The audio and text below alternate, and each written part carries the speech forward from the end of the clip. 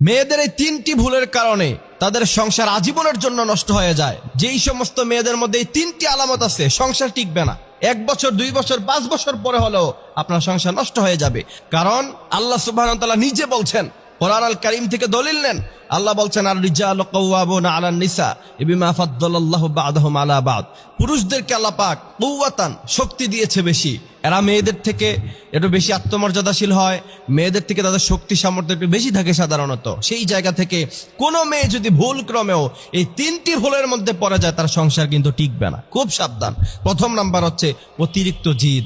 অতিরিক্ত জিদ যেসব মেয়েদের আছে, ওই মেয়েদের সংসার সহজে টিকে না। আজকে আপনি দেখেন যে সারা দেশে তালাক হয় কোন সমস্ত মেয়েদের, ডিভোর্স হয় কোন সমস্ত মেয়েদের। আগেরকার সময়ে আমাদের দাদি, আমাদের নারীরা অনেক কষ্ট সহ্য করে স্বামীর কথা শুনে, স্বামী যেভাবে বলতো তিনারা ওইভাবে চলতেন। স্বামীর উপরে কোনো কথা বলাটাকে তারা মহাপাপ মনে করতেন। এই কারণে তাদের সংসার ভাঙতো না। আপনি সমীকরণ মিলালে দেখতে পারবেন যে আগেরকার সময়ে সংসার টোটালি ভাঙতো না। সংসার ভাঙাটাকে, ডিভোর্স করাটাকে, তালাক হওয়াটাকে মানুষ অনেক জঘন্য বড় অপরাধ মনে করা হতো। আজকাল এটা ফ্যাশনে পরিণত হয়েছে। এবং ঢাকায় বিয়ে হয় আবার তালাক হয়, মাঝখান দিয়ে মোহরানা নেয়, এমন ব্যবসাও শুরু হয়ে গিয়েছে আজকে। সুতরাং প্রথম নাম্বার যে ভুলের কারণে মেয়েদের ডিভোর্স হয় সবচেয়ে বেশি, সেটা হচ্ছে অতিরিক্ত জেদ। কখনো মেয়েরা দেখাবেন না।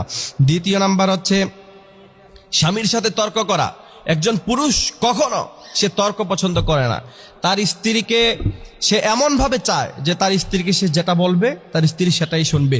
যদি কোনো মেয়ে স্বামীর সাথে তর্ক করে বেড়ায়, বুঝতে হবে যে ওই মেয়ের সংসার কখনো টিকবে না। এবং এই সমস্যার কারণে কিন্তু সংসার ভেঙে যাচ্ছে।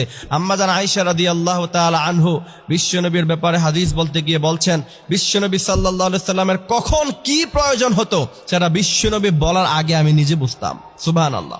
আপনার স্বামীর কখন কি প্রয়োজন হবে, সে কখন কি চায়, সেটা বলার আগে যদি আপনি বুঝে যেতে পারেন, তাহলে প্রকৃতপক্ষে আপনি একজন ভালো মানের স্ত্রী। সেই কারণে প্রিয় ভাইয়েরা আমার, তৃতীয় নাম্বার, এটা সামাজিক পর্যায়ে সবাই জানেন, তৃতীয় নাম্বার যে মারাত্মক ভুলের কারণে আপনার সংসার ভেঙে যাবে, মেয়েদের সংসারটা ভাঙে, সেটা হচ্ছে বাবার বাড়ির কুপরামর্শ। মনে রাখতে হবে, বিয়ের পরে সবার আগে সবচাইতে বড় আপন হচ্ছে আপনার স্বামী, এরপরে আপনার বাবা মা। বিয়ের আগে আপনার বাবা মা আপনার জন্য সবচাইতে আপন ছিল, সেটা ঠিক আছে, কিন্তু বিয়ের পরে আপনার স্বামী হচ্ছে জীবনের সবচাইতে বেশি প্রায়োরিটি পাওয়ার যোগ্য। এই কারণে বাবা মার কথা শুনে আপনি যদি আপনার স্বামীর সাথে দুর্ব্যবহার করেন, খারাপ ব্যবহার করেন, আপনার সংসার টিকবে না। হযরত আসিয়া রাদিয়াল্লাহু তাআলা আনহা ফেরাউনের ঘরে সংসার করছে, আজীবন তাকে ছেড়ে যায় নাই। ফেরাউনের চাইতে তো আপনার স্বামী খারাপ হয়ে যায় নাই। সুতরাং আমাদের প্রত্যেক মা বোনদেরকে আসিয়া রাদিয়াল্লাহু তাআলা আনহার মতো ধৈর্যশীল হওয়ার মতো তৌফিক আল্লাহ পাক দান করুক। আমিন।